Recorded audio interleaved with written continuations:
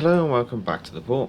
I'm the Gallop Major and this is Amateur Reports, your submissions with my commentary. Today's submission is from Eternal Abyss and he's playing the Jean Bart, the French premium tier 7 battleship. He's playing a game of capture the base on two brothers and he spawned on the left flank.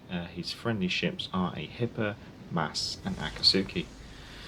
Now, with his Jean Bart, the command build and modifications will be down in the description, but just to give him a quick run off, he has gone for aiming systems, propulsion mod, target acquisition and main battery mod, and then commander wise he's using the Azur Dunkerque commander, rank 15 legendary 3.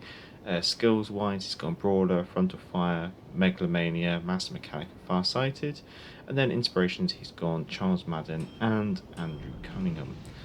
So most of the aim there is obviously to reduce dispersion, but he's also gone for maximising reload speed. What are you doing, Hipper? It's quite obvious the Jean Bart is crossing your front.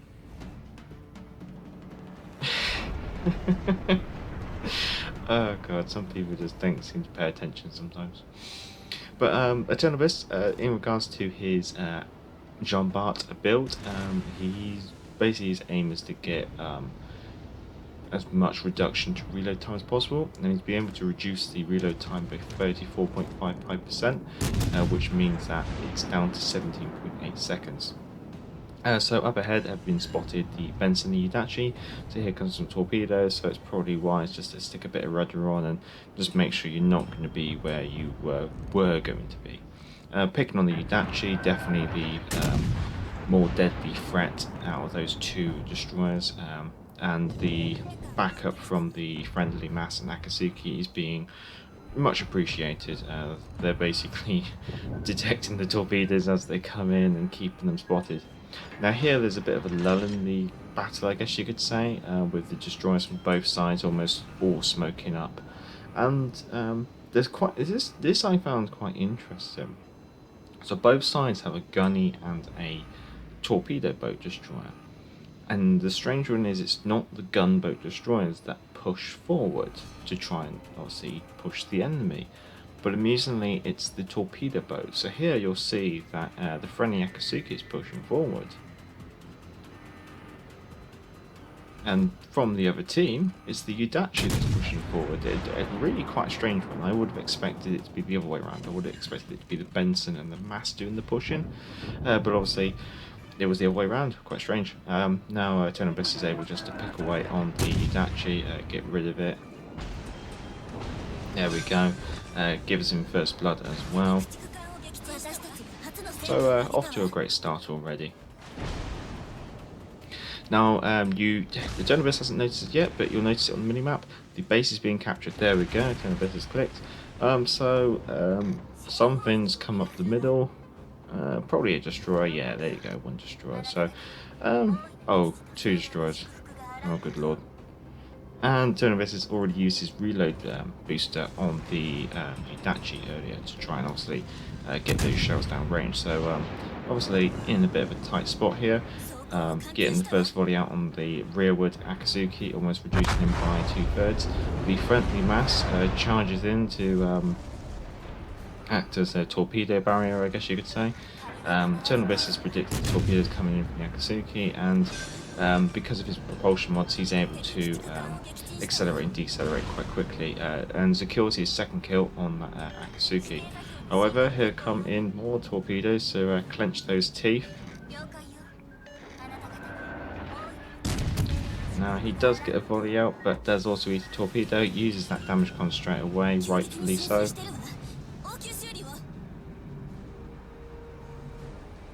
Now, I think the Akatsuki gets tidied up by the Wichita. Now, there's one thing that I want to point out. Because of the frontal fire ability on the Azur Dunkerque, he's able to reduce his reload time by 95%.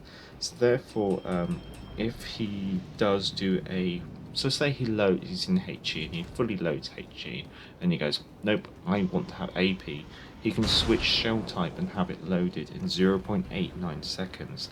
That's something to watch out for in this. It's so quick that it's very hard to point it out. So what you'll be looking for is when he's almost loading possibly not the correct ammunition type, but he can switch it out really quickly. Now he's dodging the torpedoes that have come in from the Benson, and you also notice the base is still being captured, and in the centre there's the an enemy battleship with Nelson. So using that engine boost that comes with the French battleships, he's chugging it over there, using his propulsion mods to get himself up to top speed nice and quickly.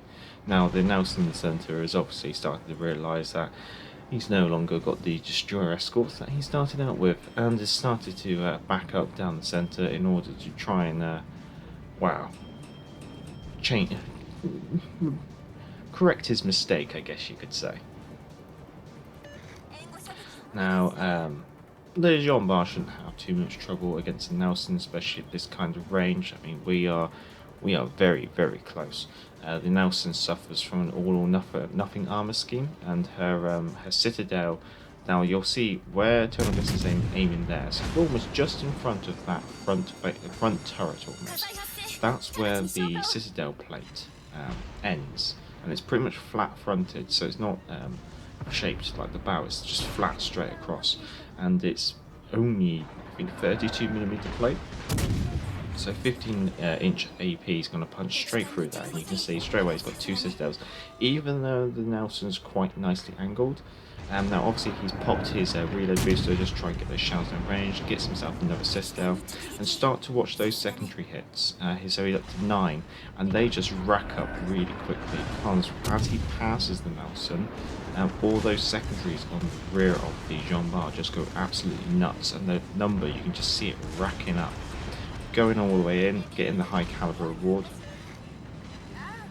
Nelson probably doesn't have too long for this world, especially as Eternal Abyss turns his turrets around, but which to manage to pick the kill, so unfortunately denying Eternal Abyss his third kill.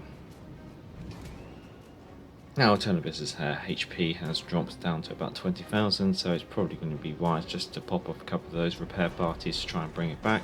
However, we can take a look and we can see that Eternal Abyss is already up to 90,000 damage. The friendly Jervis from the right flank has pushed into the base. However, he's going to have a slight change of heart in a second.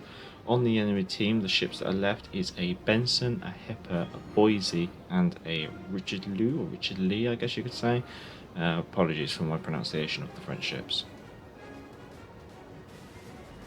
So here comes the Jervis. He's taken one look at a radar cruiser and gone, nope, I don't want to be anywhere near him, and starts coming back up the middle. Now, one of the downsides of having these Azur lane commanders is I'm not quite sure what they're saying. Just behind Eternal Abyss at the moment, there's a friendly KG-5.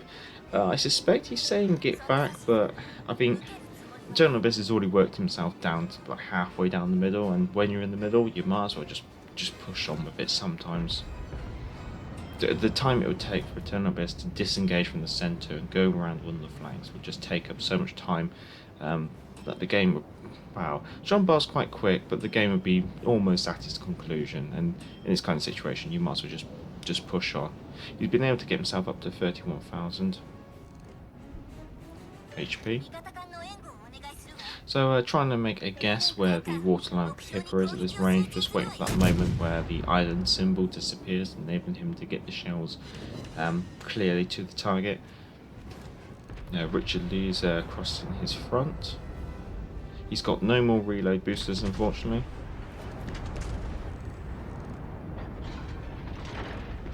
Again, that AP out at the waterline of Richard Lee. So now he's loading AP again. The Jervis has set a smoke screen up behind him, and the KG-5 is now pushing past him. Now, just watch out for this. So he's got AP loaded, switches to HE, and now it's loaded. That is a filthy ability from the Azur lane Dunkerque commander. And this moment here, he does it a couple of times and it really spots like the advantage of being able to do it. You can almost get away just loading the wrong ammunition because it's only going to take 1 second just to change it. Now some torpedoes come in from the Hipper, whether they were meant for Eternal Abyss or the friendly KG-5. However, I think they die short. However, the KG-5 has possibly now overextended himself. He's basically become the tip of the spear and has taken the brunt of the damage being caused by the enemy team. Eternal Abyss continues to pick on the Hipper using high explosives. Destroys torpedo tube and whittles the Hipper down, obviously setting a fire as well.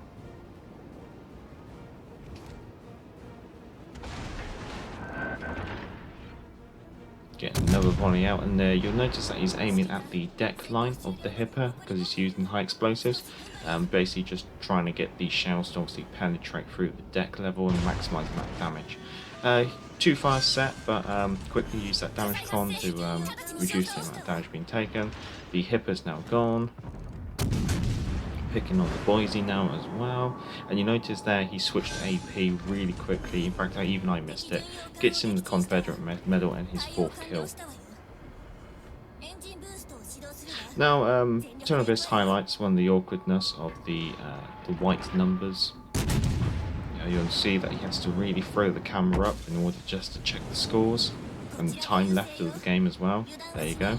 So Wargaming really need to crack on, put some shadow effects behind those numbers just to make them stand out. Well, with only one enemy ship in the other team, and you've got 3 allies left on your team, you haven't got anything to lose. Ramming speed. There we go. And there's Kraken Unleashed as well. So going on to the end screen, we are looking at the just the end there, and you can see it's got 177,000 damage, so a very high scoring game in the Jean Bart. He's got the Confederate medal, the First Blood medal, High Caliber medal, and the Kraken Unleashed. Got himself 5 kills, 79 secondary hits. They just really racked up against the Nelson. 68 main battery hits. So all in all, quite a nice, interesting game. Moving on to the scoreboard, you can see that he has come at the top of his team with the 5 kills. He's got 3,379 ship XP from that game. The next best person on Eternal Abyss's team only got 1,810, so a massive disparity in the amount of ship XP earned. I don't know. Well, it kind of shows that some of the heavy lifting done in this game is really due to Eternal Abyss making that maneuver from the left flank to the centre flank and then pushing the base. Quite interesting. But you have to bear in mind that because the victory has got a 1.5 multiplier, but even then he's definitely come in as the cream of the crop, I guess you could say. Now moving on to the economy tab, you can see that he's managed to make 409,000 credits out of this game, and that's with premium. Even without premium, he would have made 213,000 credits, and that doesn't include any first win bonus or booster flags. So it kind of shows that, yes, okay, he's had to play a very hard game and really churn out the damage here, but he's been able to make a really tidy profit from tier 7, even though the ship cost was 179,000 credits.